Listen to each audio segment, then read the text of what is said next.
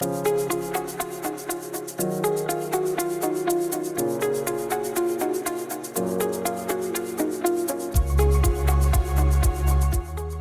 to the inaugural episode of the Vitamin Professor podcast, brought to you by VRM Media, publisher of vitamin retailer and nutrition industry executive magazines in partnership with Nutraland USA. I'm your host, Gene Bruno, Professor Emeritus of Nutraceutical Science and Chief Scientific Officer of Nutraland USA. The purpose of this podcast is to help educate the dietary supplement industry about the science of nutraceuticals and other relevant topics. If you like what you hear and see, don't forget to like and subscribe. I am very pleased to have Bob Capelli on behalf of BGG as my first guest on this podcast. If you don't already know Bob, let me tell you a little bit about him. He has been involved in natural healing and herbology for 30 plus years. After graduating from Rutgers University, Bob spent 4 years traveling and working in developing countries in Asia and South America, where he learned about and developed a deep respect for the medicinal power of plants. When he returned to the U.S., Bob began working in the natural supplement industry, where he has remained for the last 3 decades. He is the lead author of 5 books, including a book on astaxanthin called Natural Astaxanthin, the supplement you can feel. He's also the author of dozens of articles for trade and consumer publications and scientific papers for peer-reviewed journals. Bob considers himself a living testimonial to the effectiveness of astaxanthin. After all, since starting to supplement with astaxanthin, his joint problems and muscle soreness have gone away, and he hasn't gotten a cold or flu in over 20 years. I can't even say that. Welcome, Bob. Hey, thank you, Gene. Good to be here. You know, Bob, I got to tell you, a few years ago at Supply Side West, somebody was doing a podcast there, and they wrote me in and said, hey, we want to ask you a couple of questions. And one of the questions they asked me was, what is your favorite nutraceutical to formulate with? Now, you know, I mean, I don't work that way. I work on what is the appropriate nutraceutical for that product. But I knew what they were looking for. So I said, you know, there's a couple of different ones that are common for me. And one of the ones I chose was astaxanthin because of so many of the broad applications that it has. So I think maybe, so I love astaxanthin, as you know. And where I'd like to start here is by asking you a question, and that is, what exactly is astaxanthin, and can you, for our listeners, summarize the major health wellness benefits of it? Sure, absolutely, Gene. So the way I like to phrase it is that astaxanthin is the most protective molecule found in nature. It's really quite a remarkable scientific discovery. Most of the astaxanthin used for supplements is grown in microalgae. And I think the best way I can give our listeners a good idea of what astaxanthin is to talk about how it grows in the algae. So the algae is called Haematococcus pluvialis, and it's normally a green algae. And what we do is we create environmental stress to the algae. We do 2 different things. The first thing we do is we stop feeding it completely. So, Gene, as you know, and as I think almost everyone knows, any living organism, whether it be plant, animal, whatever, needs nutrition to survive. So we're trying to starve it to death.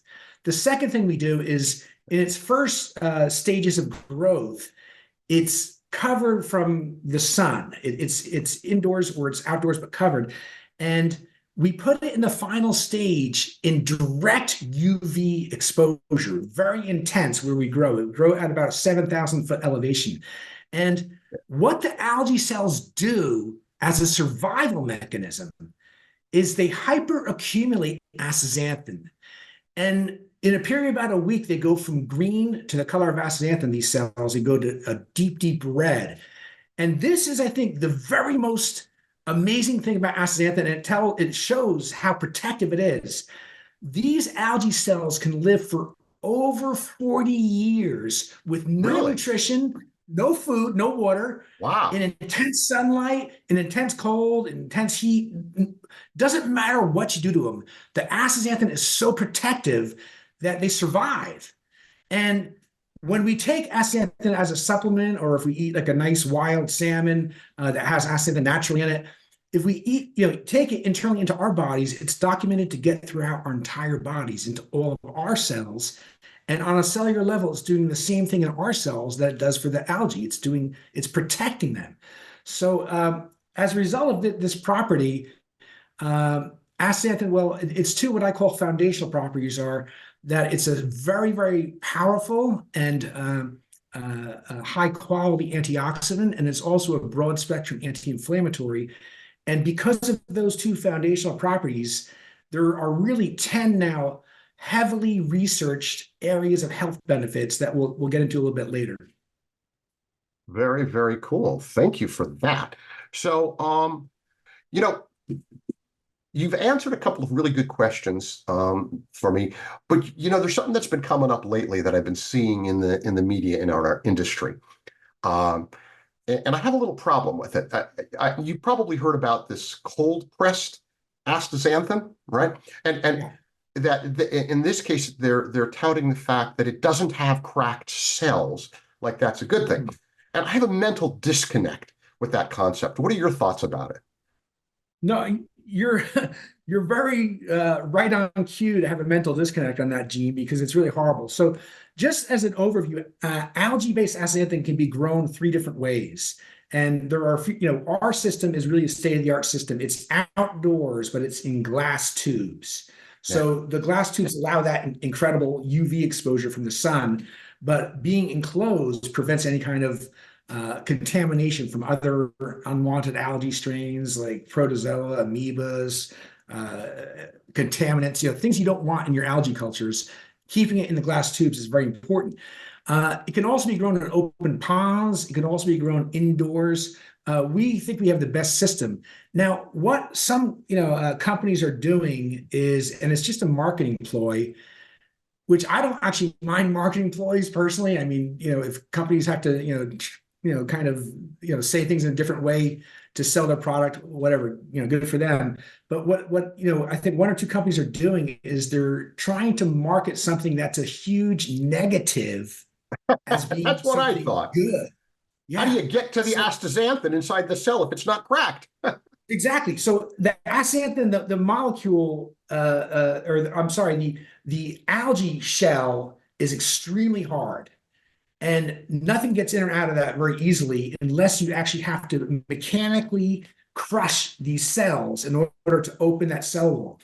If you don't do that, Gene, you're not going to have any bioabsorption into the human body. So it's just like you're taking a capsule that means nothing. It's not going to do anything for you.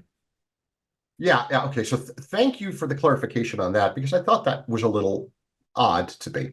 Now, another thing I've seen at some of the trade shows is that in addition to the common algae source, there are some other suppliers out there offering other sources of astaxanthin.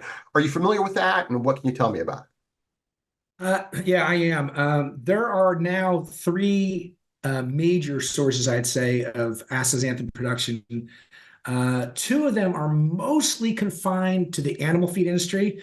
So astaxanthin, the first commercial use for it was when you grow salmon, for example, salmon or trout, on a farm, and you're feeding them non-natural diets. These fish, the flesh of the fish is like just like this horrible kind of beige, opaque, ugly, unattractive color. When you get like a nice wild salmon from Alaska, it's the good ones, especially the sockeye is the one that has the highest content of astaxanthin. The it? sockeye salmon that's wild, it's eating the natural astaxanthin out of the environment, and the flesh of the salmon is nice and pink and attractive and Right. delicious looking. So what the farmers do, the salmon farmers, what they do is they take astaxanthin and feed it to the fish to make the flesh look attractive, and they almost always use synthetic astaxanthin, which is produced from petrochemicals, Oh, or they use also another source from a yeast called Fafia. And both these sources are a little bit, cheaper than the algae-based astaxanthin, but they're extremely different. For example, natural astaxanthin from algae is 20 to 90 times more potent as an antioxidant than synthetic. I mean, huge difference. It's the same molecule Yeah. chemically writing it, but there are a lot of differences in shape, in terms of esterification, that make the algae base far superior. And there have now been 6 different animal trials comparing head to head the algae base to synthetic or raffia in different species of animals. And every single one, natural astaxanthin performs far, far better than these other sources. So you have to, when you're sourcing astaxanthin, or if you're a consumer and you're looking for it in a brand, make sure that it's the natural astaxanthin from algae. No, that makes a lot of sense. I would just add to that my thought that, besides its general effectiveness as an antioxidant and all that, astaxanthin has many, many studies on it for many, many purposes, but that's all algae based. So if you're using another source, you don't necessarily know you're going to get the same effect. And I would venture to say, based on what you told me, it's not likely you're going to get the same effect for so many of the different applications that astaxanthin offers. So again, thank you for that information. Now, Gene, I'll just interrupt for one second. That's a very good go point, ahead. because I didn't even mention that, but the synthetic and the FAFIs, there aren't any human clinical trials on those. Exactly. There's no evidence whatsoever. That's what I was thinking. Yeah. You're buying something that might be a little bit cheaper, but there's no evidence. Might not do anything. And it's 20 to 90 times weaker as an antioxidant. I mean, what's the point, Yeah, no, exactly. Right. So you get something cheaper, but so what? It may not do anything. So, yeah. Now, of course, let's assume that you are getting, that you're buying a product and it actually indicates that the astaxanthin is from algae. That's fantastic. But, I'm sure you've seen, and everybody in the industry have seen, that Now Foods is out testing a bunch of different kinds of products to see what their contents are. And that includes different astaxanthin supplements that they bought off the internet. And many that didn't necessarily meet the label claim. Can you elaborate on this and any kind of testing that maybe BGG does on its Astazine branded astaxanthin? Yeah, so this is a huge point, and it's not just with astaxanthin; it's with a lot of supplements. But astaxanthin is one, I think, the key ones that Now Foods, and I give them a lot of credit for what they're doing. They're paying for all this testing just to show that you have to go with good brands in the industry if you're a consumer. Otherwise, you don't know what you're getting. And so they tested several different commercially sold consumer astaxanthin goods, and an organization that BGG is a member of is a trade association called NACSA, is the short name for it. It's the Natural Algae Astaxanthin Association. NACSA did the exact same thing that Now Foods did. Both entities bought just independently off the internet, I think mostly off Amazon, all different forms of astaxanthin, cheap, medium price, higher price, and tested them. And fairly consistently, these results are showing that less than half of the products on the market have the stated amount of astaxanthin in them. And some are really scary, Gene. Some of these products have 0 astaxanthin. Some of them say natural on the label, and it's synthetic. So you're getting something that's 29 times weaker as an antioxidant. I mean, it's kind of a bit of a wild west out there. You have to really go with good brands. You should go always with a supplier of natural astaxanthin that is a member of NACSA, the Natural Astaxanthin Algae Association, because that organization actually does every year testing of all the member products and also lots of other products on the market that the brands that we sell to make sure that they're the real deal. And so this NACSA is doing a great service as well, just like Now Foods. It's kind of like a third-party validation of the material, so that gives the not only people within the industry but consumers as well some assurances that what they're getting is the real deal, and actually there. Very good. So I want to switch gears a little bit. We've been talking about astaxanthin, its quality, and sort of some broad strokes. But as a person who's done a lot of formulating over my last 45 years in the industry, and having used astaxanthin for many, many different things, I kind of want to jump into that a little bit. So, I've written a few different articles on astaxanthin for Vitamin Retailer magazine, but look, you're one of the foremost astaxanthin experts. And so I would like you to elaborate, just kind of hit some high points on some of the different areas of application for astaxanthin. If you're out there formulating a product, what can you use it? What are the different things it can do? So there are 10 very well documented areas of health benefits for astaxanthin, and each of these areas has a minimum of 5 human clinical trials, and some have dozens and dozens of clinical trials. So, we don't just talk about an area that has one clinical trial and say, "Oh, astaxanthin is great for blah blah blah." Right. That's not really ethical. We don't think. It should have some multiple areas of study that corroborate the same findings in order to be sure that it's going to work for that condition. So these areas, it's a great range. Eye and brain health for sure. Astaxanthin is documented to be able to cross the blood-brain barrier, get into the brain, and then once in the brain, cross the blood-retinal barrier to get into the eyes. So very important. It gets into skin. And a lot of nutrients, that we take into our body just don't get into the skin. So astaxanthin gets to the skin and provides its anti-inflammatory and antioxidant activity in the skin. It can bond with muscle tissue. That's why it's great for athletes. It does a lot of different things that other antioxidants can't do.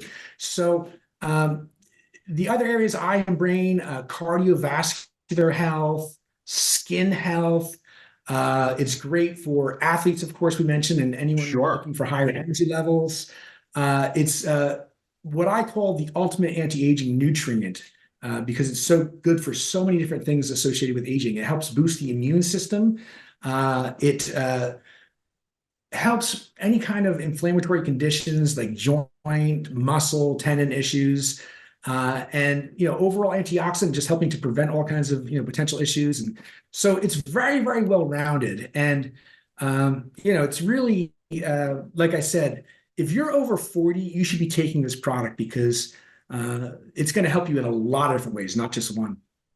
You mentioned a number of things. I want to pick a couple of them and just dig a little deeper. One of the ones I just have to mention myself is that I've used astaxanthin in many, many formulations for skin health, especially when I get people who, companies that have come to me and said, "Can you formulate a product? We want something that's vegan friendly." So you're like, "Well, I can't use collagen, and what can I use?" And yet you've got some wonderful studies on astaxanthin showing reduction of, wrinkles, improvement in elasticity, improvement in skin moisturization. And what I love about it is that the active dose of astaxanthin for that was like 4 milligrams. Of course, you have to use more of the total material to yield the 4 milligrams, but it's still quite within reason.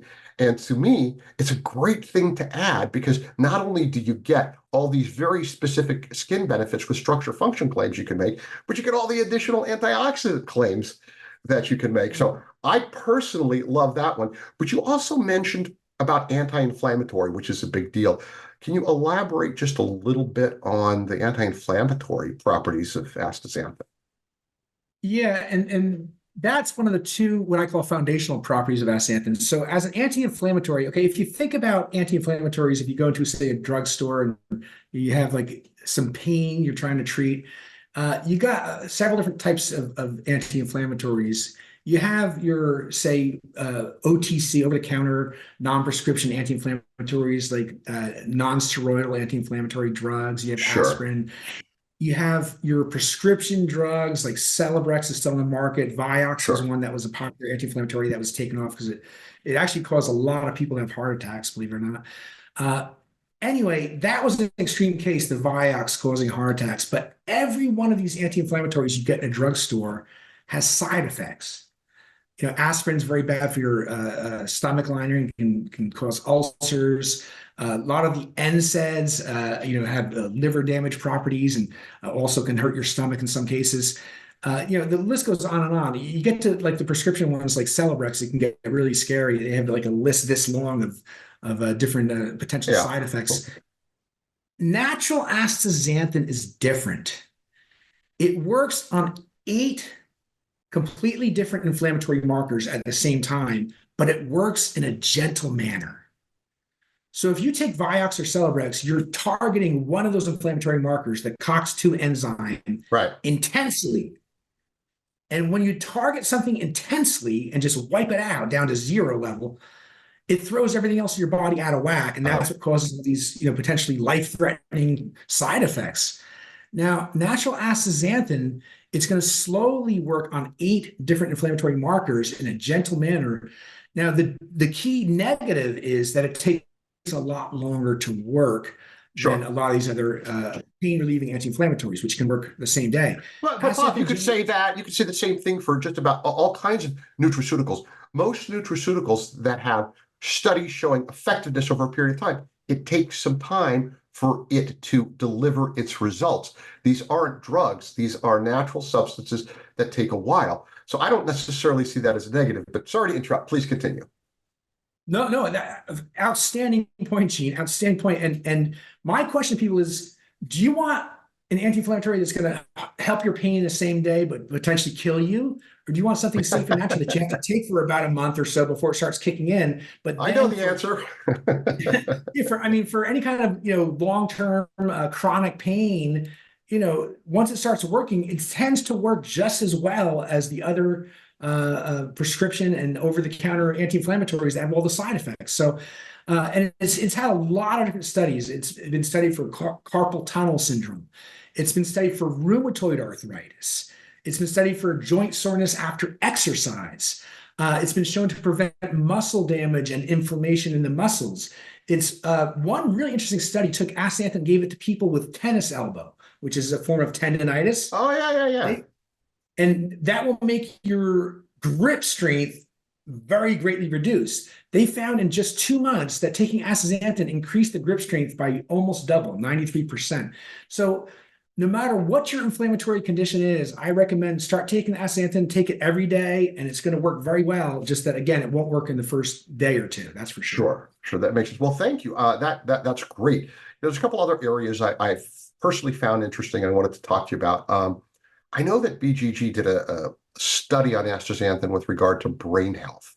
Could you talk a little bit about what the study found? Absolutely.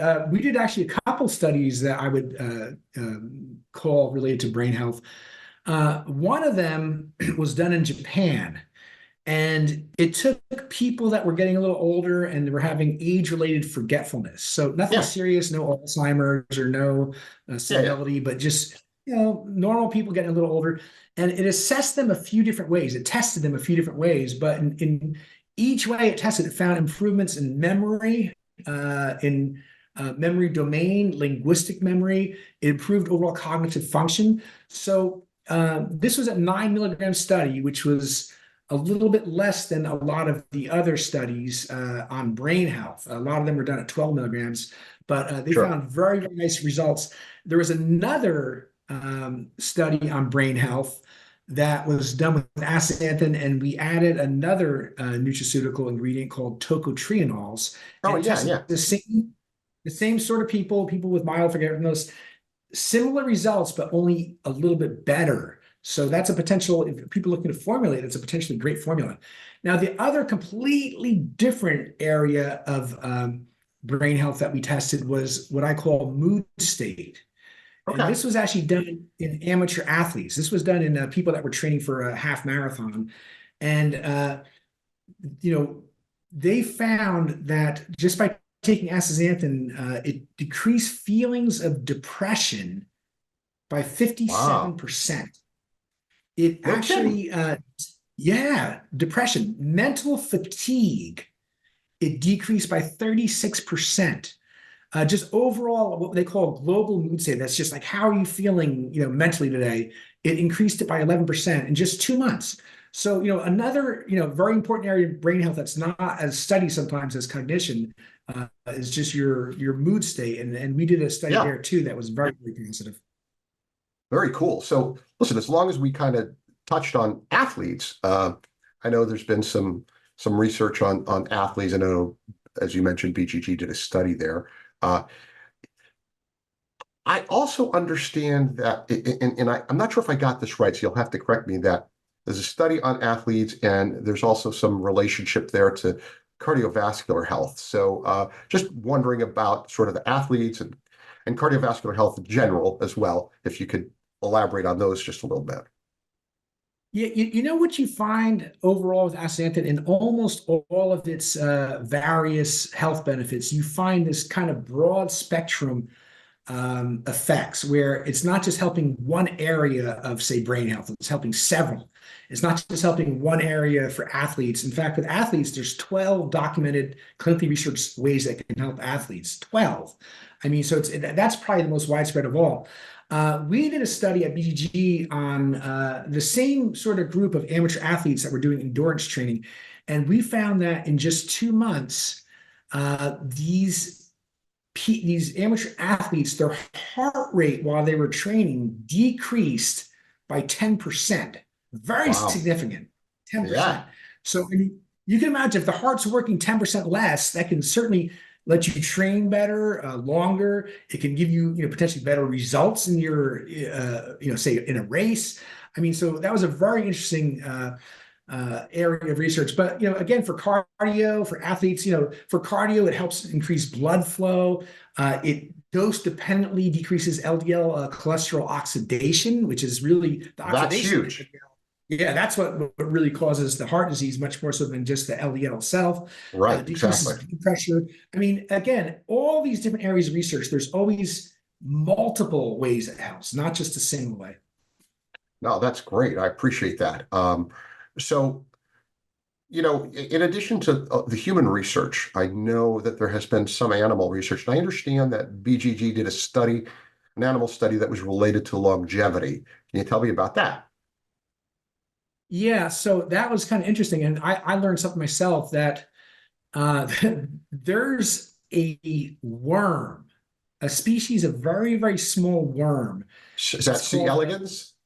yeah. Yeah, You know yeah. about that one. Okay. Yeah. Well, Well, you're I just more skilled than I. that's a common worm used in research. That's so Yeah. it was a reasonable guess. So yeah, the C. elegans, amazingly, the DNA structure of C. elegans is actually, even though it's a worm, it's very similar to humans. So they use that as what they call a model organism for longevity testing, and to see if potentially things can help people increase their lifespan. And what they found when they tested this worm with and without astaxanthin, they found that astaxanthin had significant anti-aging results. It increased lifespan by 10% on average. It increased Wow. survival rates of these worms by 17 to 19%. And you actually find that same pattern in several other animal species. That there's actually now been 10 different studies published with different animal species, all showing that astaxanthin helps them live longer. No human study yet, but like several animal Well, studies. that's a tough one to do. I mean, how long do you do that study for? Well, we're rounding year 40, and I mean, it's going to be tough to do that in humans. It's easier to, yeah, Yeah. do it in animals. But that's awesome. That and it kind of makes sense whenever you think about any kind of a powerful antioxidant. You consider its possibilities, possible applications to longevity. But it's very cool to see the replicated studies in animal species showing improvements in longevity. That's pretty awesome.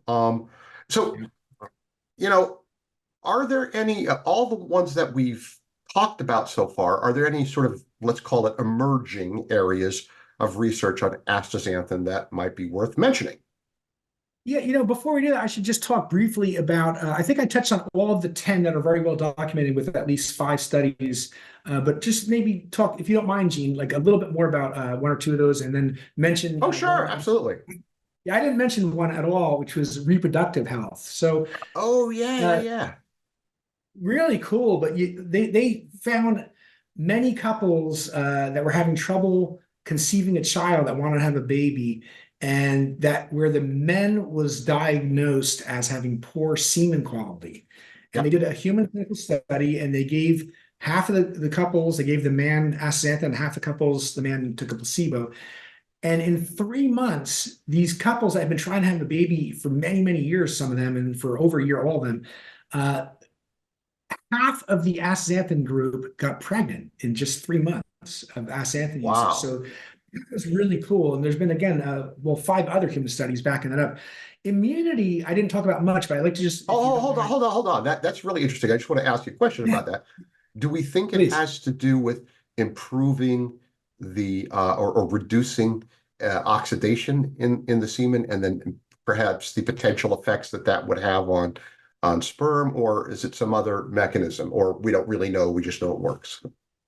You hit the nail on the head, Gene. So the astaxanthin helps reduce the oxidation in the sperm. It actually makes the sperm swim faster, and so they're healthier sperm. They're not suffering the effects of oxidation, and they're getting to the egg is what's happening. So, but yeah, That's it's all fantastic. based on the antioxidant properties. Yes. Very interesting. Please continue on. Oh, I was just going to talk briefly about the immune benefits because it's one of the Oh, areas of sure. astaxanthin usage that isn't publicized much, I don't think, and not a whole lot of brands are marketing that, but it's a great one. So a lot of, in fact, almost all the early research was done all at Washington State University. And up at Washington State, a couple professors, they were studying astaxanthin in all different types of species. Well, at first they started in vitro, and then they moved to mice, rats, cats, dogs, and humans. And in each of these different species, they found the same results. The astaxanthin helped boost immunity, helped lower DNA damage by up to 40%, helped increase, help reduce inflammatory markers like C-reactive protein. So very, very great for immunity, but not well known. And then, Gene, you had asked about the emerging areas. So Yeah, the emerging just areas. Yeah. yeah, just like there are 10 areas that are very well established for human health, there are actually now 10 areas of emerging research, and 4 of those already have at least 1 or 2 human studies. But when they just have 1 or Oh, 2 studies, I don't consider that sufficient evidence. So I don't put that into the category of what I would consider almost like proven health benefits. I consider those still needs a little bit more research. So those 4 that have at least 1 or 2 human studies are, let's see, blood sugar improvement, for diabetic oh, people. Yep. Weight loss, believe it or not, and fat reduction. Um, liver, oh no, I'm sorry, respiratory health and gastrointestinal health. Those 4 areas are already starting to get close to being established. Then there are 6 where there are only animal or in vitro work, but some of them have a lot of research. So in terms of, say, supporting healthy cell lines, this is a chemopreventative type thing, and maybe tumor reduction. There are 82 preclinical studies, a huge amount. Liver and kidney health, 75 studies. Then there's what else? Bone health, um, pancreatic health, ear health, and life extension we talked about. So again, 10 established areas, 10 emerging areas. all right. So now I got a couple questions. Um, 2 of the areas you mentioned was kind of a intestinal gut health thing, and then also some weight loss. I'm wondering in the weight loss one, what the mechanism of action seems to be in helping with weight loss. Do we know what that is yet? Um, when you say we, that would be you and I. I don't have that memorized, but I can't remember. For weight loss, there have been, I believe, 2 already human studies. And so, 2 is not a lot, but it's, better than 0. And it's, even But better you than know what? 1. You know what? I But find that so interesting. And if so there's some of that data that can be shared with me maybe on a future show. I just might mention it because I just think that's fascinating that there's some there's so many potential mechanisms by which it could work. So I was just curious, but if you have some of that data to share in the future, let me know because I'd love to okay, share it with our listeners. absolutely. How about the gut health stuff? What's going on there? Is that an Uh, anti-inflammatory effect, or is that something else? yeah. So again, with gastrointestinal health, there's been 1 human study, and what that was done on was there's a bacteria called H. pylori, I believe it's called. Oh, That yeah. Yeah, that can really have bad effects on your gut. It can actually cause ulcers, Sure. untreated. If there's a lot of it over time, it can actually cause cancer. And so astaxanthin in the human study, and there have been preclinical research as well, and there's 27 different preclinical studies for gastro. It helped reduce the H. pylori. And That's so that was fantastic. one mechanism. Yeah, one mechanism. There are other mechanisms, but again, like I focus more on the 10 very well established areas of research. So I don't have those memorized. No, that's okay. That's all good. So we talked about, all the fantastic applications for astaxanthin, but are there any people who maybe shouldn't take it? How about pregnant women, that sort of thing? To date, there have been found no contraindications or side effects to natural astaxanthin usage. Nothing, and they've done a lot of safety testing. They like one study, I couldn't believe it, but they gave 17,000 milligrams for each kilogram of body weight to pregnant rabbits. 17,000. I mean, humans, a big human being is taking like 2 to 12 milligrams most of the time. Right. These rabbits, 17,000 milligrams for each kilo they weighed, no ill effects. They didn't find any problems with the mothers, Wow. no problems with the babies, nothing. They've done all kinds of human safety studies. They've done the chronic safety studies where, people take a high dose over the course of, a month or two. They've done acute where people take one single dose of like, say, 200 milligrams. No matter what they've done, they've never found any ill side effect. There is one small side effect that sometimes people may find that, like say, like the palms of their hands, if they take big doses, might get a little kind of redder. But that's not But something you that's a you bad see that flag. with you see that with some other carotenoids from time to time. Yes, I've been yes. around long enough in this industry to remember when you get like suntan in a bottle and they had different carotenoids in combination. And if you took those, it might give you a little bit of coloration. So that's not necessarily a bad thing, but you'd have to be taking some pretty hefty doses, I would imagine, to get to that level. Yeah. Yes, true. And speaking of doses, um, what are some of the dosage ranges? I know there's different doses for different applications, but what are some of the recommended dosage ranges for astaxanthin? Yeah, so that's kind of a tough question. And the reason it's a tough question is because different humans' bodies have an incredibly different ability to absorb carotenoids from the diet. And the range is phenomenal. The range can be from about 5% absorption to over 90%. So can you imagine Oh, if Gene, if your body absorbs 90% of the carotenoids in your diet and you take 1 milligram of astaxanthin a day, you're probably going to have an incredible result.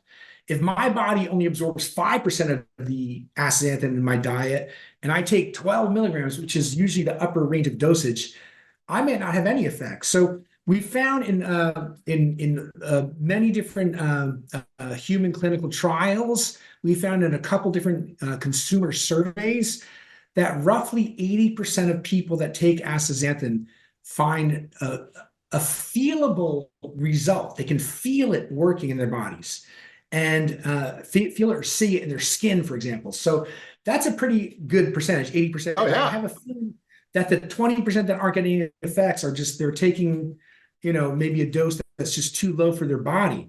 But in general, the range of research went from about 2 milligrams up to like 36 milligrams. The range of doses that most humans take in the market, usually 4 to 12 milligrams. Some like endurance athletes like to take 24 or even more. I personally recommend people for the first month take 24 milligrams a day to sort of load it up in all their cells. And then they can go down to maybe 12 milligrams for the next few months.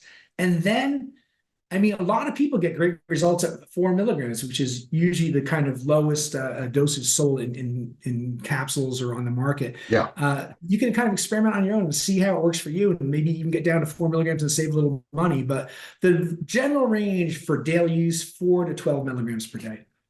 very good. Now, there's something I wanted to add to this. So for years, again, I've been formulating products that included astaxanthin in there.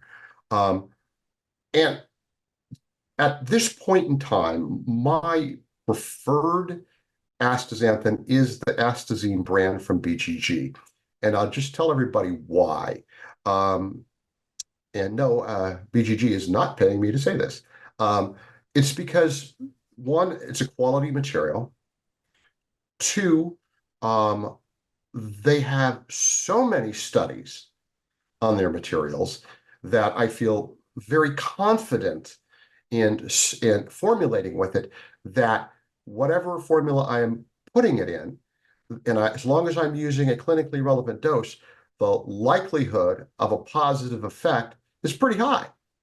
And third is I find it to be, compared to some of the others out there, reasonably priced and fairly priced for such an outstanding material. So I just wanted to add that to the mix. And then, Bob, I wanted to give you an opportunity. Is there anything else that we didn't cover that you just like to add at this time? Offhand, I mean, I'm very glad what you said about BDG because we take great pride in what we do. And like you mentioned, there's only 2 companies that are sponsoring any sort of human clinical research, and that's us and one other. And there are about, 25 different producers of natural astaxanthin now. So, if you want one that's studied, if you want one that's tested, because again, we're a member of the Natural Algae Astaxanthin Association that does the blind independent testing. If you want one that is 97% pure astaxanthin in the carotenoid fraction, it's the highest, purest, most concentrated astaxanthin on the market. It's Astazine by BGG. So I do appreciate that.